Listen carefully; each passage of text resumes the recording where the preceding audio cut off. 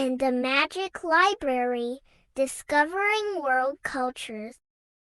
Once upon a time in a small, quiet town, there lived a curious and adventurous girl named Leela.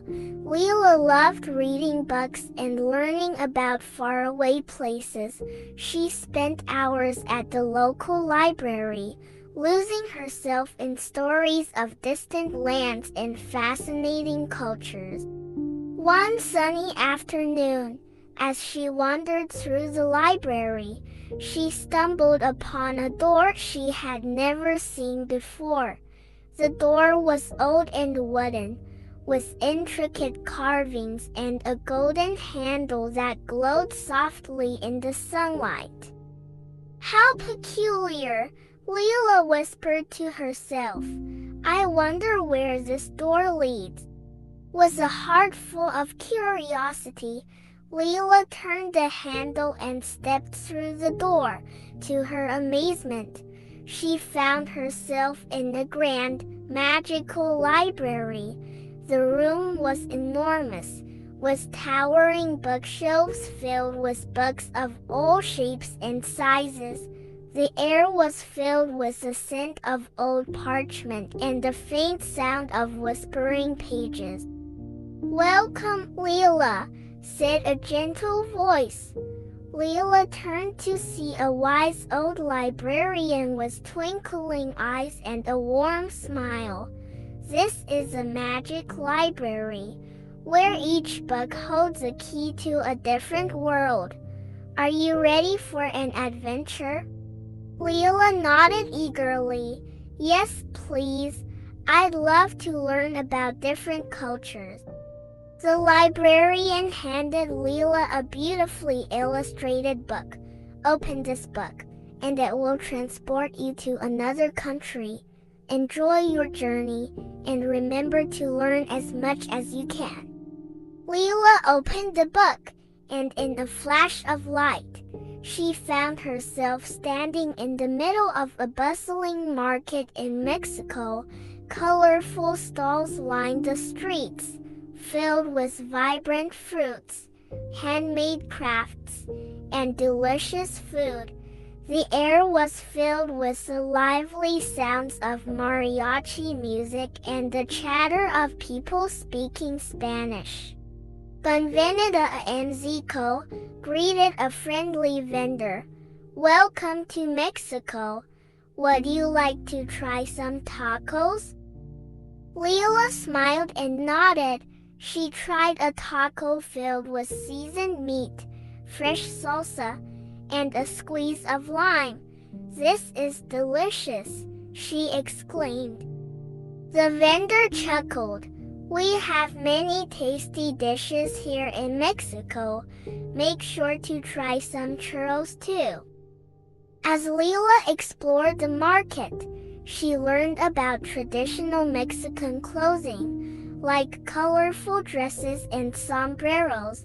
She watched a group of dancers perform the traditional folk dance called Jarabe Tapado and even joined in, twirling and laughing with the locals.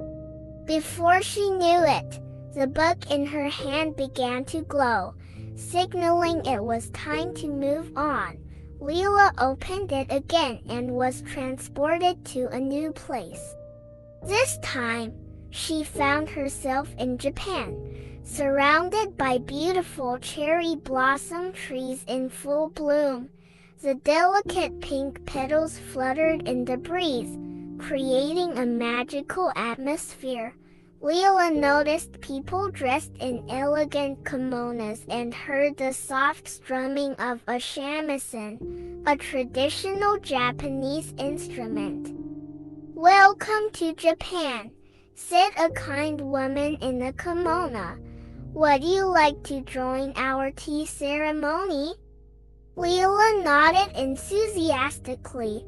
She followed the woman to a serene tea house, where she learned the art of making and serving matcha tea. The ceremony was graceful and calming, and Leela felt a deep sense of peace as she sipped the warm, frothy tea. After the tea ceremony, Leela explored the nearby town. She visited a bustling fish market where she tried fresh sushi and learned about the importance of fish in Japanese cuisine. She also marveled at the intricate origami creations and tried her hand at folding paper cranes. As the sun set, the book glowed once more. Leela opened it and was whisked away to her next destination. She arrived in India, in the middle of a colorful festival called Diwali. The streets were adorned with twinkling lights and vibrant decorations. People wore bright, traditional clothes and exchanged sweets and gifts. Namaste, welcome to India, greeted a boy around her age. Come, join our celebration. Leela joined the festivities, learning about the customs and traditions of Diwali. She helped decorate the entrance of a house with beautiful rangoli patterns made from colored powders and flowers. She tasted mouth-watering sweets like laddus and jalebis and watched in awe as fireworks lit up the night sky. The boy taught Leela how to say a few words in Hindi, like Dhanyavad, thank you, and Swagat, welcome. Leela loved how the festival brought everyone together in joy and harmony. The book's glow returned, and Leela opened it for the final time. She found herself back in the magic library, with the wise old librarian waiting for her. Welcome back, Leela, said the librarian. I hope you enjoyed your journey and learned much about the world. Leela beamed. I did. I visited Mexico, Japan, and India. I learned about their traditions, languages, and foods. It was amazing. The librarian smiled. The magic library will always be here for you, ready to take you on new adventures. Remember, the world is full of wonders waiting to be discovered. Leela thanked the librarian and stepped back through the wooden door. Returning to her town's library, she felt grateful for the magical journey and the new knowledge she had gained. As she walked home, Leela knew she would continue exploring the world through books, always eager to learn and discover new cultures, and who knows, maybe one day she would find the magic library again and embark on another incredible adventure. The Midnight Train to the Land of Dreams. In a quiet little town, far away from the hustle and bustle of the world, there was a small train station that only a few people knew about. It wasn't on any map, and it didn't appear in any timetable.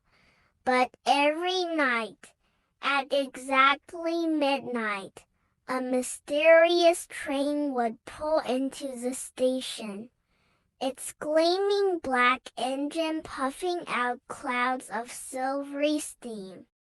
The train was no ordinary one. It was a midnight train to the land of dreams. Only those who truly believed in the magic of dreams could see it, and even fewer dared to board it. One such believer was a boy named Oliver. Oliver had always been fascinated by stories of magical places, and he often wondered what the land of dreams might be like. One night, as the clock struck 12, Oliver heard the faint sound of a train whistle. Curious, He slipped out of bed, threw on his coat, and quietly left his house. He followed the sound through the sleepy streets until he found himself at the little station he had never noticed before. To his amazement, the midnight train was waiting there, its windows glowing with a soft, golden light.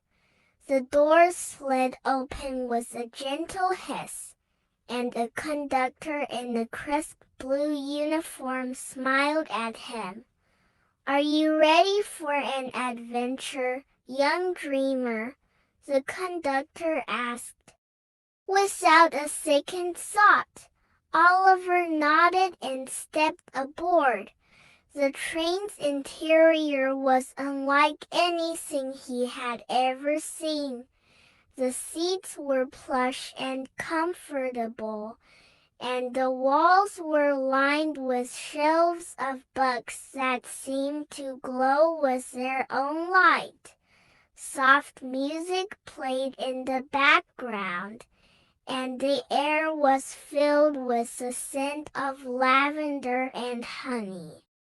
As the train began to move, the conductor handed Oliver a small silver ticket. "This will take you to the land of dreams," he said. "But remember, what you find there depends on what you truly believe in." The train sped through the night, past forests that shimmered like diamonds and rivers that sparkled under the moonlight. Finally, it came to a stop at a station that looked like it was made entirely of crystal. "Welcome to the land of dreams," the conductor announced. Oliver stepped off the train and found himself in a place unlike any he had ever imagined. The sky was a deep shade of purple, dotted with stars that twinkled like tiny lanterns. The ground beneath his feet was soft and springy, and everywhere he looked, he saw things that belonged only in the wildest dreams: floating islands, candy-colored trees, and animals that spoke in gentle whispers. As Oliver explored, he realized that this land was shaped by the dreams and wishes of all the children who had ever visited it. He saw a mountain made of chocolate, a river of liquid gold, and a castle that reached up to the stars. Each place was more wondrous than the last, filled with the hopes and fantasies of young dreamers like himself. But as Oliver wandered deeper into the land of dreams, he came across something unexpected: a door, standing alone in the middle of a field of glowing flowers. It was old and wooden, with a keyhole shaped like a heart. Curious, Oliver approached it and noticed a small key hanging on a nearby tree. With a feeling of excitement, he took the key and unlocked the door. It swung open silently, revealing a staircase that spiraled up into the sky. Without hesitation, Oliver began to climb. When he reached the top, he found himself in a small room with walls made of glass. Through them, he could see the entire land of dreams spread out below him. In the center of the room was a mirror, and when Oliver looked into it, he didn't see his reflection. Instead, he saw all the dreams he had ever had. Some he remembered, and others he had forgotten. As he gazed into the mirror, a voice spoke softly in his ear. The land of dreams is the place where anything is possible, it said, but the greatest dream of all is the one you create yourself. Take this memory with you, and never stop dreaming. When Oliver finally returned to the train, the conductor smiled at him. Did you find what you were looking for? He asked. Oliver nodded, holding the memory of the land of dreams close to his heart. As the train carried him back home, he knew that he would never forget the magical journey he had taken and that he would always be a dreamer. The Magical Music Box. Songs of the Enchanted Island. Once upon a time, in a cozy village nestled by the sea, lived a boy named Finn. Finn was a curious and imaginative child who loved exploring and discovering hidden treasures. One sunny afternoon, while rummaging through his grandmother's attic, he stumbled upon a small, ornate music box covered in intricate carvings of musical notes and mysterious symbols. Finn turned the delicate key on the music box, and a beautiful, enchanting melody began to play. As the music filled the room, a shimmering light surrounded Finn, and before he knew it, he was transported to a magical island. The island was unlike anything Finn had ever seen.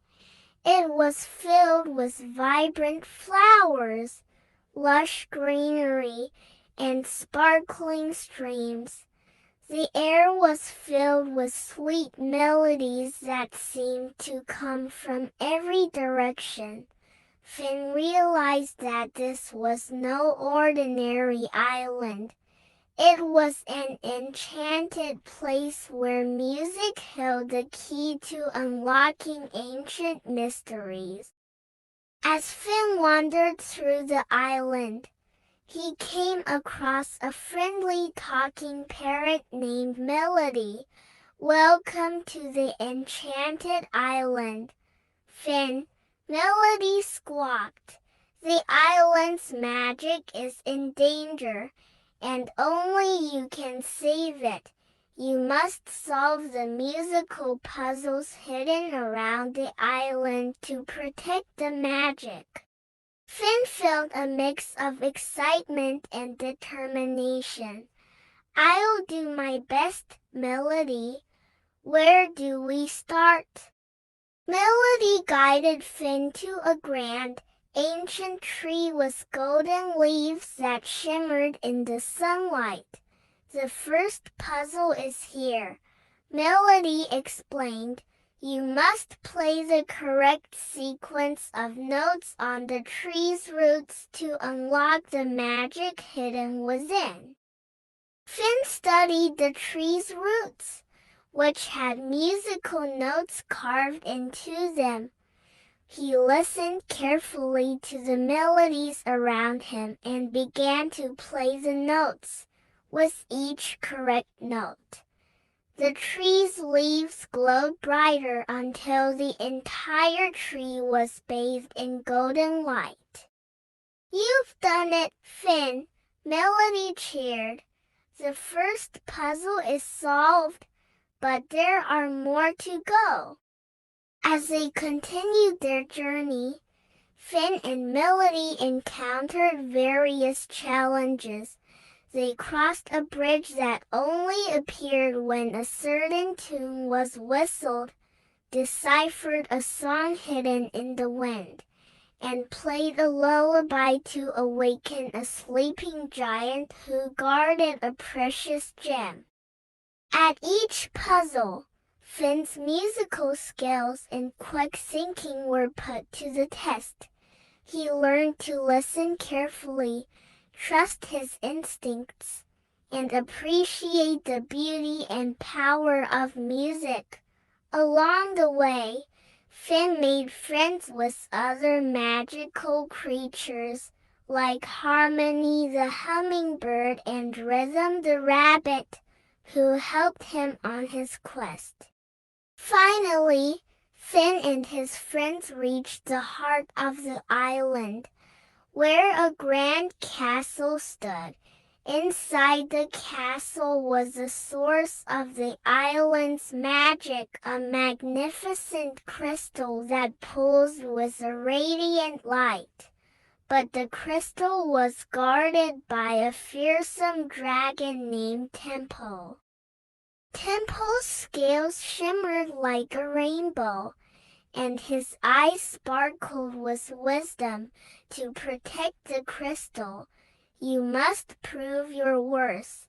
Tempo rumbled. Play the most enchanting melody you can, one that captures the spirit of the island. Finn took a deep breath and began to play the music box. He poured all the love and wonder he had experienced on the island into his melody. As he played, the air around him shimmered, and the entire island seemed to come alive with music.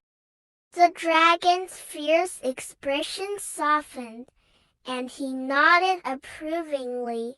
You have proven yourself, Finn. The island's magic is safe in your hands. With the final puzzle solved, the crystal's light enveloped Finn, and he found himself back in his grandmother's attic, the music box still playing its enchanting tune.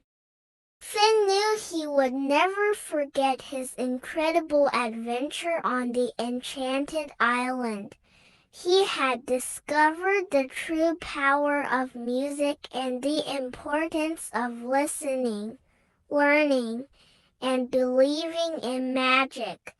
And whenever he heard a beautiful melody, he was reminded of the island and the friends he had made there. From that day on, Finn shared his story with everyone he met, inspiring them to believe in the magic of music and the wonders that lay hidden in the world. And every time he played the music box, he felt a little bit of the island's magic come to life, reminding him that with curiosity and a brave heart, anything was possible. Ella and the ghostly castle on the hill. High above the small town of Willowbrook, on a lonely hill, stood an ancient castle. The townspeople often whispered about it, calling it the ghostly castle. They said it had been abandoned for centuries, and on certain nights, mysterious lights could be seen flickering through its broken windows.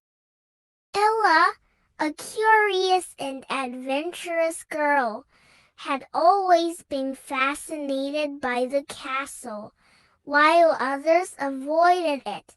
She felt a strange pull toward the old, crumbling walls. One bright and breezy afternoon, Ella decided it was time to uncover the secrets of the ghostly castle. As she made her way up the hill, the wind seemed to whisper in her ears, "Beware, beware," but Ella was determined. When she reached the castle, she found the massive iron gate slightly ajar, as if inviting her in. She pushed them open with a creak and stepped inside. The castle courtyard was overgrown with wildflowers and ivy, but it still held a kind of eerie beauty. Ella noticed a stone path leading to a grand entrance, its wooden doors decorated with faded carvings. With her heart pounding, she reached out and pushed the doors open. Inside, the castle was dimly lit by shafts of sunlight streaming through cracked windows. The air was cool and filled with the scent of dust and old books. As Ella explored, she found herself in a vast hall lined with portraits of people who looked like they belonged to a different time. Their eyes seemed to follow her as she moved.